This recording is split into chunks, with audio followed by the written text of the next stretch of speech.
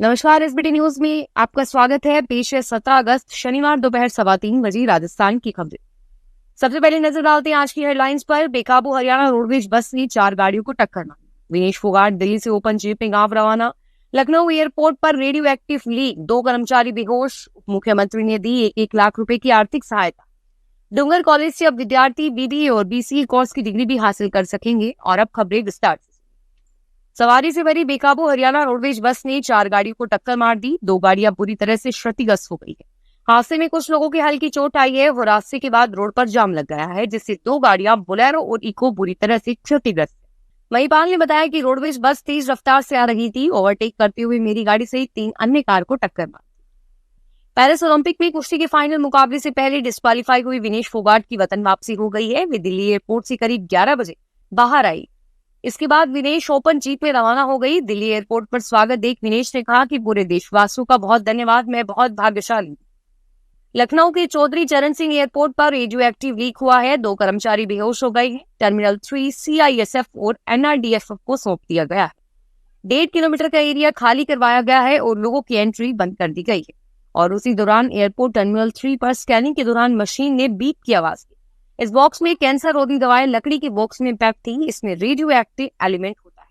जैसे ही कर्मचारियों ने बॉक्स खोला तो तेजी से गैस निकली। इससे 2 कर्मचारी बेहोश हो गए। कर्मचारियों के बेहोश होते ही वहां भगदड़ मच गई और लोग इधर उधर दौड़ने लगे। तुरंत इलाके को खाली करवाया गया। उप मुख्यमंत्री दिया कुमारी ने शुक्रवार को शासन सचिवालय में जयपुर जिले में 1 अगस्त 2024 को अतिवृष्टि से विश्वकर्मा औद्योगिक क्षेत्र में रोड नंबर 17 मकान नंबर 94-95 ध्वजनगर वार्ड नंबर 05 के बेसमेंट में पानी भरने से 3 व्यक्तियों की मृत्यु प्रकरण में मृतक आश्रितों को 1-1 लाख रुपए की आर्थिक सहायता दी। बीकानेर संभाग के सबसे बड़े राजकीय डूंगर कॉलेज से अब विद्यार्थी बीबीए और बीसीए कोर्स की डिग्री भी हासिल कर सके।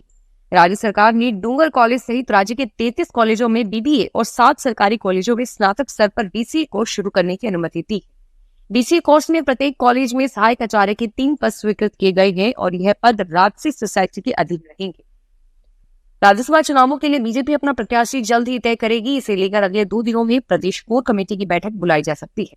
बैठक में उम्मीदवारों के नामों का पैनल तय करके केंद्रीय नेतृत्व को भेजा जाएगा और वही अंतिम फैसला भी केंद्रीय नेतृत्व पर ही छोड़ा जाएगा। पूरी संभावना है कि बीजेपी राजस्थान से ही अपना प्रत्याशी तय करेगी, लेकिन इस बीच चर्चा है कि इस बार राजस्थान के बाहर से ही प्रत्याशी घोषित हो सकता है। शिक्षा विभाग महात्मा गांधी अंग्रेजी स्कूल और स्वामी विवेकानंद मॉडल स्कूल के माध्यम से शिक्षकों को गृह जिले में जाने का मौका दे रही है, लेकिन परीक्षा से पहले ही बोनस अंक का पेच भी फंसा दिया है।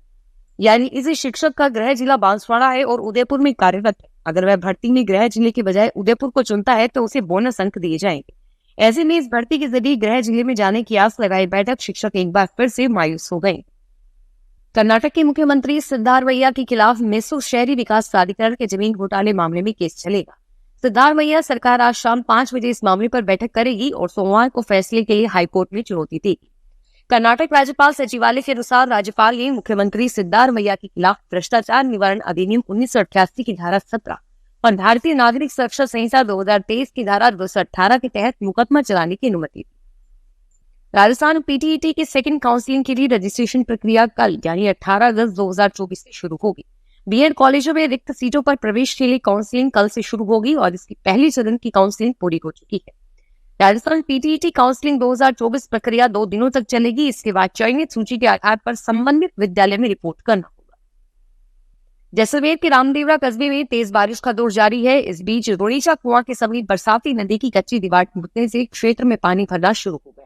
हालांकि समय रहते कच्ची दीवार को ठीक नहीं किया गया तो इलाके में ये डूबने का खतरा है और वहीं प्रशासन ने किसी भी तरह का एक्शन नहीं लिया। मोहनगढ़ में भी बाढ़ जैसे हालात है। भाट बस्ती, डेरी बस्ती और रामपुरा में घरों को खाली करवाया गया है। राजस्थान कर्मचारी चयन बोर्ड ने common eligibility test 2024 graduate level भर्ती परीक्षा के आवेदन फॉर्म में करेक्शन करने की प्रक्रिया में बदलाव किया है। RSMSSB की ओर से कहा गया है कि अब अभ्यर्थी अपने आवेदन फॉर्म में करेक्शन परीक्षा के आयोजन के बाद ही कर सकेंगे। देश के आईआईटी की काउंसलिंग प्रक्रिया खत्म हो चुकी है। ज्यादातर आईआईटी में पहले सेमेस्टर की पढ़ाई भी शुरू हो चुकी है। काउंसलिंग खत्म होने के बाद इस साल सभी आईआईटी की सभी ब्रांचों की ओपनिंग और क्लोजिंग रैंक भी जारी की जा चुकी है। जोसा काउंसलिंग और आखिरी राउंड के जरिए किए गए आंकड़ों के अनुसार इस साल टॉप आईआईटी में शामिल मुंबई, मद्रास, हैदराबाद का विकल्प न मिलने के कारण स्टूडेंट्स ने इन आईआईटी में लोअर ब्रांच को ज्यादा प्राथमिकता नहीं दी। राजस्थान लोक सेवा आयोग द्वारा सहायक सांख्यिकी अधिकारी प्रतियोगी परीक्षा 2024 का आयोजन 25 अगस्त को प्रातः 11 से 1:30 बजे तक अजमेर व जयपुर जिला मुख्यालय पर किया जाएगा। परीक्षा में OMR शीट के 5वें विकल्प को भरने के लिए 10 मिनट का अतिरिक्त समय दिया जाएगा। Rajasthan state open school Jaipur में कक्षा 10वीं और 12वीं की पढ़ाई करने वाले प्राइवेट स्टूडेंट्स के लिए ऑनलाइन एडमिशन प्रक्रिया शुरू हो चुकी है। राजस्थान स्टेट ओपन बोर्ड में 2 बार परीक्षाएं आयोजित करवाता है और इसके लिए स्टूडेंट्स 31 अगस्त तक बिना किसी लेट फीस के आवेदन कर सकते हैं। 15 सितंबर तक आवेदन करने वालों को 250 रुपए विलंब शुल्क जमा कराना होगा। डूंगरपुर में 14 पदों पर हुई भर्ती पर सवाल उठ रहे हैं। भाजपा नेता की पत्नी भाई को कोऑर्डिनेटर, असिस्टेंट और चीफ कोऑर्डिनेटर की पोस्ट पर लगाया है। इनमें से कुछ लोगों ने ड्यूटी ज्वाइन भी कर ली है। जनजातीय क्षेत्र विकास विभाग में स्वच्छ परियोजना के तहत डूंगरपुर जिले में कोऑर्डिनेटर और चीफ कोऑर्डिनेटर के 43 पद हैं। इनमें 14 पदों पर भर्ती की गई है और इन पदों पर प्लेसमेंट एजेंसी विमल राज आउटसोर्सिंग प्राइवेट लिमिटेड के जरिए भर्ती की गई है। फिलहाल इस बुलेटिन में इतना ही और फिर हाजिर होंगे तमाम बड़ी खबरों के साथ।